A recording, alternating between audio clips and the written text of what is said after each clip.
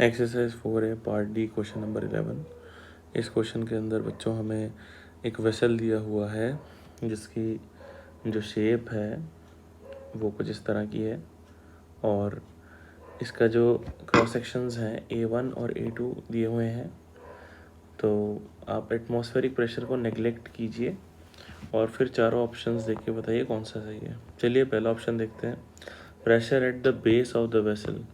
बच्चों जो बेस है वो फ्री सरफेस से कितनी हाइट पे है, 2h पे।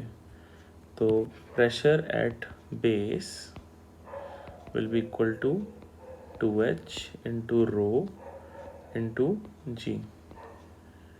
तो प्रेशर एट बेस जो होगा वो होगा 2h रो जी। तो भाई बिल्कुल सही है फर्स्ट ऑप्शन। तो सेकंड है, weight of the liquid in vessel is equal to 2h rho g. तो भैया ये तो गलत है। क्यों? क्योंकि वेट होता है प्रेशर मतलब force into pressure into area. तो यहाँ पे तो प्रेशर की वैल्यू लिखी हुई है ना, वेट में तो एरिया भी मल्टीप्लाई होगा। फिर force exerted by liquid on the base of vessel, जो बेस है वहाँ पे फोर्स कितना लगाएगा वेसल अपना, pressure at base into area of base है A2, 2h रो जी A2। तो बिल्कुल यही दिया हुआ है, तो सी भी करेक्ट है। और फिर डी ऑप्शन है, walls of the vessel at level x।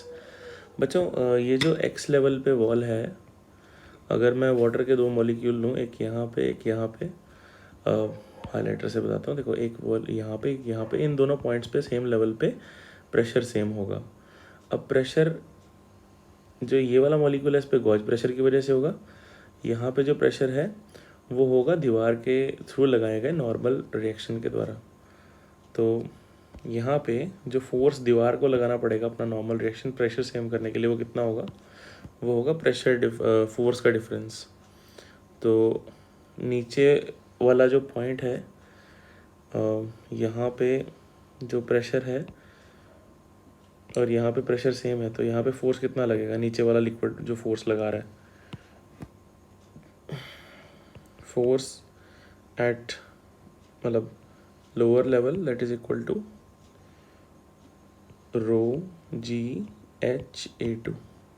Force at upper level जहाँ पे वो वॉल नहीं है, रो जी एच A1। इन फोर्सेस के अंदर जो डिफरेंस है वही फोर्स बच्चों लगाना पड़ेगा इस दीवार को, जो इस पॉइंट और इस पॉइंट में फ़र्क है।